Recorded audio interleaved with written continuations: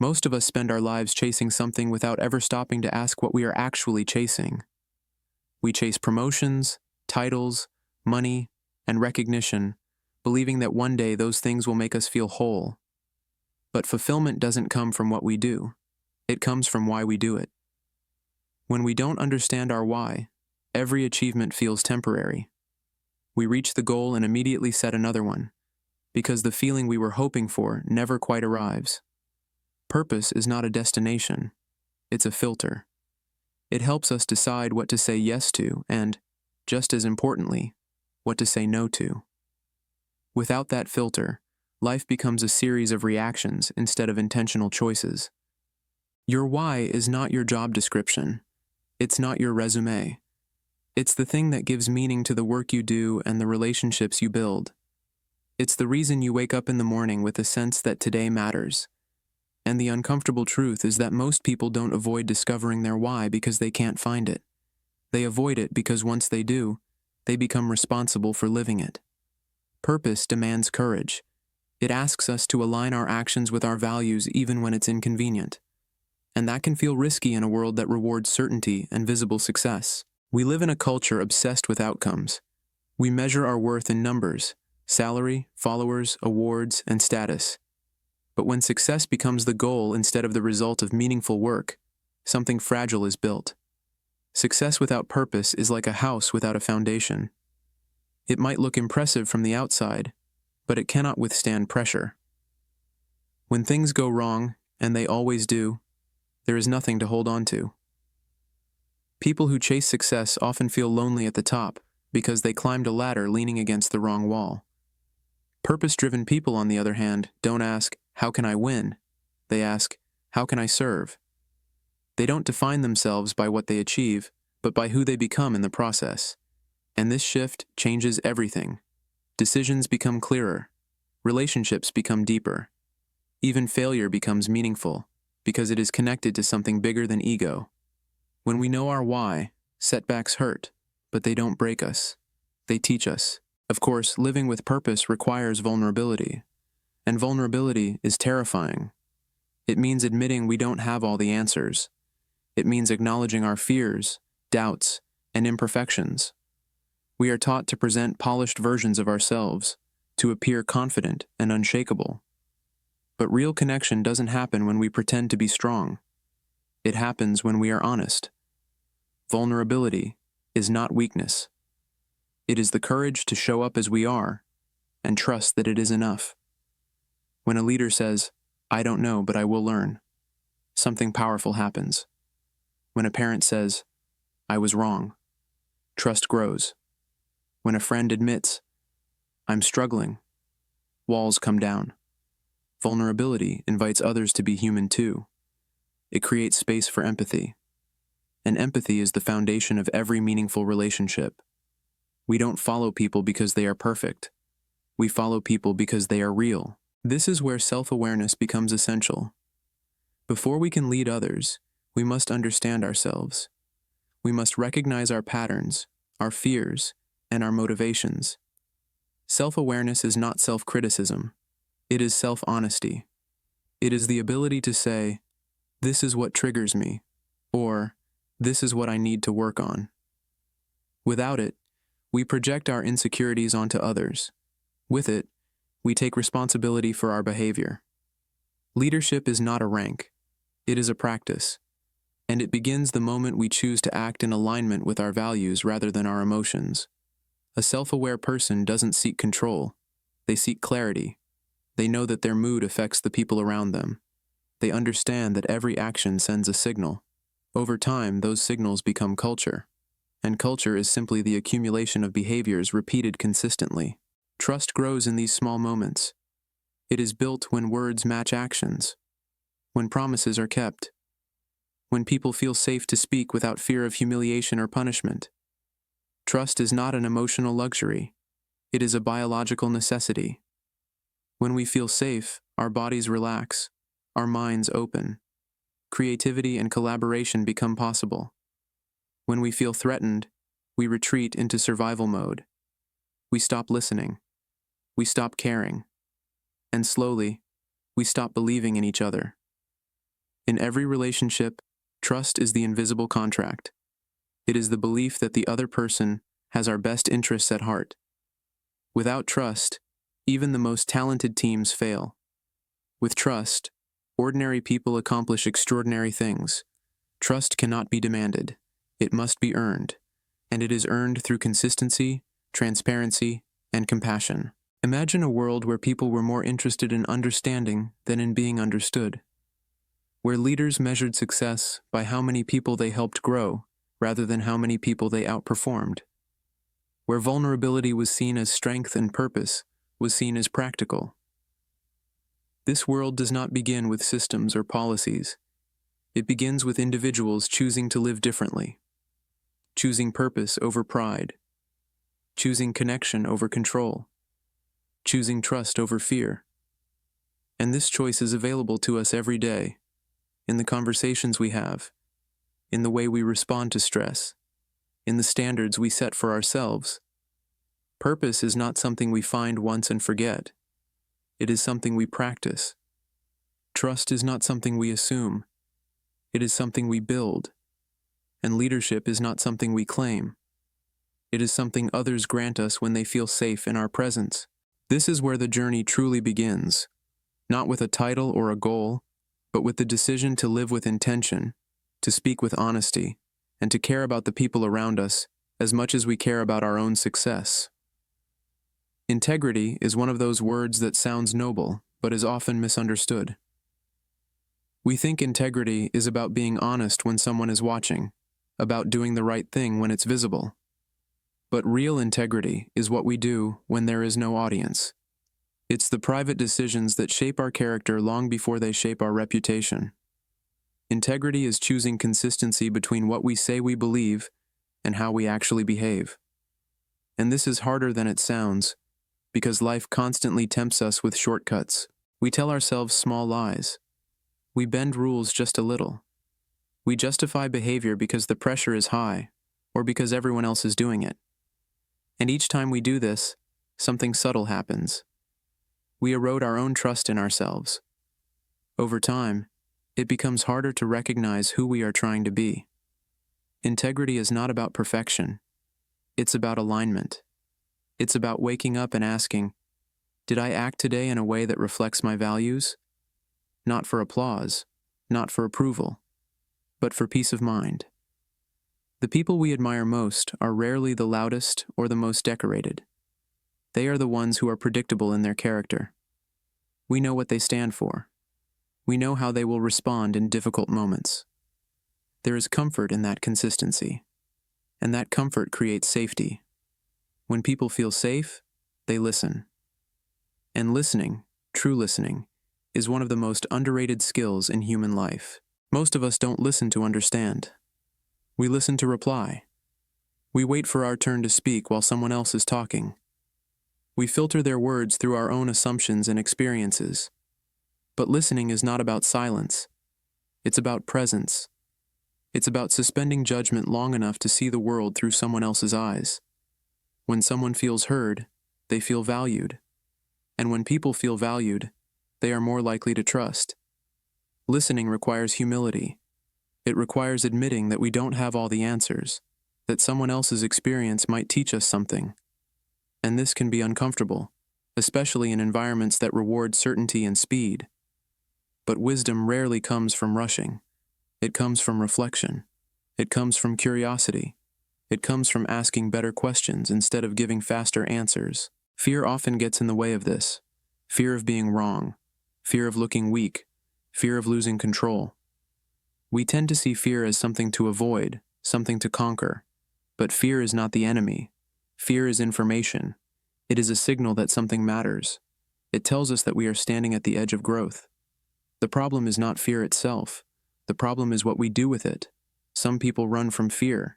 They stay in familiar routines even when those routines are slowly shrinking their world. Others mask fear with anger or arrogance. But the bravest response to fear is curiosity. Instead of asking, how do I get rid of this feeling? We can ask, what is this fear trying to teach me? Fear often points us toward the conversations we've been avoiding, the changes we've been postponing, the truths we've been denying. Growth is not comfortable. If it were, everyone would pursue it. Growth requires us to let go of who we were so we can become who we are capable of being. And along that path, failure is unavoidable. Yet we treat failure like a verdict instead of a lesson. We say, "I failed," as if that single moment defines our entire identity. But failure is an event, not a person. The most successful people are not those who never fail. They are those who fail with intention. They study their mistakes. They reflect instead of retreating. They ask, "What can this teach me?" instead of, "What does this say about me?" Failure becomes dangerous only when it turns into shame. Shame whispers that we are broken. Learning reminds us that we are growing. There is a quiet dignity in trying again, in showing up after disappointment, in choosing resilience over resignation. Every setback contains data. It shows us what didn't work. It reveals where our assumptions were wrong. And if we are willing to look honestly, it also shows us where we still have work to do inside ourselves.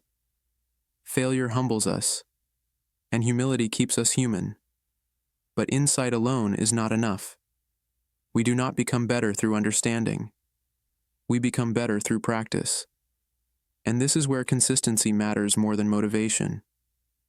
Motivation is emotional. It comes and goes. Some days we feel inspired. Other days we feel tired, discouraged, or distracted. If our growth depends on how we feel, it will always be fragile. Consistency is different. It is quiet. It is unglamorous. It is the choice to show up even when no one is watching and nothing feels exciting. It is the daily discipline of small actions aligned with long-term values. We don't build trust in relationships with grand gestures. We build it with repeated, reliable behavior. The same is true with ourselves. A person who keeps their word to themselves develops self-respect. They begin to believe in their own promises. And that belief becomes confidence. Not the loud kind, but the grounded kind. The kind that doesn't need constant validation.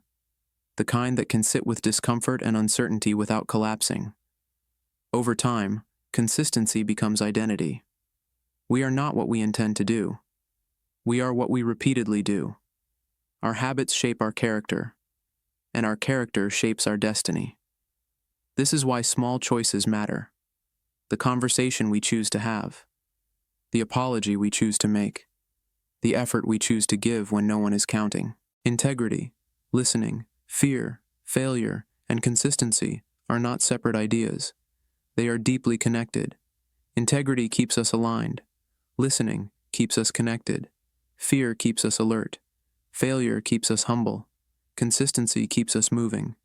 Together, they form the inner foundation of a life that is not driven by reaction, but by intention. And when this foundation is strong, something remarkable happens.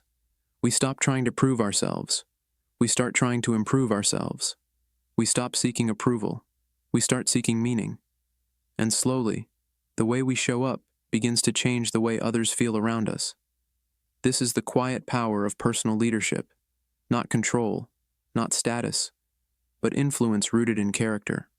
The kind of influence that does not demand loyalty but earns it. The kind that does not intimidate but inspires. And it prepares us for a deeper responsibility, understanding what leadership truly is and what it is not. Because eventually, whether we want to or not, our actions affect others. Our choices shape environments. And the question becomes not just who we are, but what kind of space we create for the people around us. This is where the journey truly begins, not with a title or a goal, but with the decision to live with intention, to speak with honesty, and to care about the people around us as much as we care about our own success. At some point in life, we all find ourselves in positions where others look to us, whether we asked for it or not.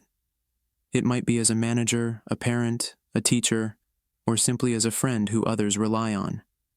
And this is where the difference between authority and leadership becomes clear. Authority is given by a title. Leadership is granted by trust. You can be in charge of people and still fail to lead them. But you cannot truly lead people unless they feel safe following you. Leadership is not about being the smartest person in the room. It is about creating a room where others feel smart enough to speak. It is not about having all the answers. It is about having the courage to ask the right questions. Real leaders do not seek to be the hero of the story. They seek to be the guide. They understand that their success is measured not by how high they rise, but by how many people rise with them. This is why psychological safety is not a luxury. It is a necessity. When people fear embarrassment or punishment, they stop contributing their best ideas. They hide mistakes. They protect themselves instead of protecting the mission. But when people feel safe, they take risks. They speak honestly. They collaborate openly. Innovation is not born from pressure alone. It is born from trust. Psychological safety begins with simple behaviors. A leader who listens without interrupting. A response that says, "Thank you for telling me," instead of, "Why did you do that?" A culture where mistakes are examined, not weaponized. These small moments send a powerful message. You belong here, even when you stumble. And belonging is one of the deepest human needs we have. Empathy plays a central role in this. Empathy is not agreeing with everyone. It is understanding them. It is the willingness to imagine what life looks like from their perspective. In competitive environments, empathy is often mistaken for weakness, but in reality, it is a strategic strength. You cannot motivate people you do not understand. You cannot inspire people you do not care about.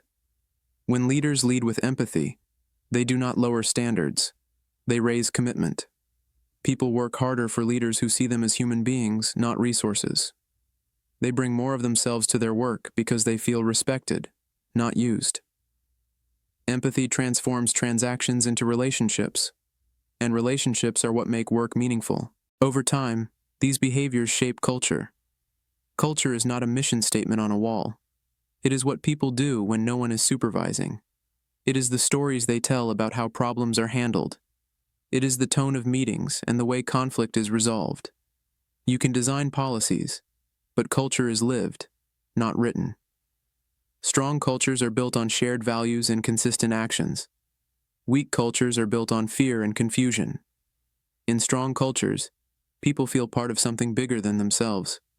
They know why their work matters. In weak cultures, people protect their own interests because they don't trust the system to protect them. Building culture is slow. It happens one interaction at a time. Every decision sends a signal. Every promotion, every apology, every response to failure teaches people what truly matters. Leaders are not just decision makers. They are storytellers. Their actions become the narrative others follow. With influence comes responsibility. Influence is not about being admired. It is about being accountable. When people watch us, they learn from us, not from what we say, but from what we tolerate. If we tolerate dishonesty, we teach dishonesty. If we tolerate disrespect, we teach disrespect. And if we model courage, we teach courage. Responsibility means understanding that our mood sets the emotional weather, that our reactions shape others' confidence, that our silence can be as powerful as our words. Influence is invisible, but its effects are lasting. It reaches into the lives of people we may never fully understand. This is why leadership is not a role we step into and out of. It is a way of being. It is choosing patience when frustration is easier, choosing curiosity when judgment is tempting, choosing service when ego demands recognition. These choices are rarely dramatic. They are quiet and ordinary, but over time, they change everything. True leadership is not about being followed.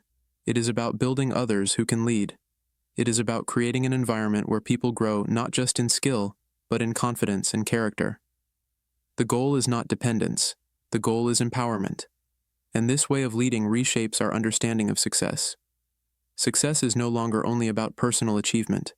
It becomes about collective progress. It becomes about leaving things better than we found them. It becomes about using our position, however small or large, to create spaces where people feel safe to become who they are capable of being. This shift is not easy. It asks us to let go of control and trust others. It asks us to replace fear with faith in people. But when we do, we discover something profound. Leadership is not a burden. it is a privilege. It is the opportunity to make life better for someone else through the way we show up. And once we understand that influence is responsibility, a new question emerges. Not, how can I win? But what kind of future am I helping to build? Because every decision either moves us toward short-term comfort or long-term meaning. And that choice shapes not only our lives, but the lives of those who walk beside us. Because eventually, whether we want to or not, our actions affect others. Our choices shape environments. And the question becomes not just who we are, but what kind of space we create for the people around us. This is where the journey truly begins, not with a title or a goal, but with the decision to live with intention, to speak with honesty, and to care about the people around us as much as we care about our own success.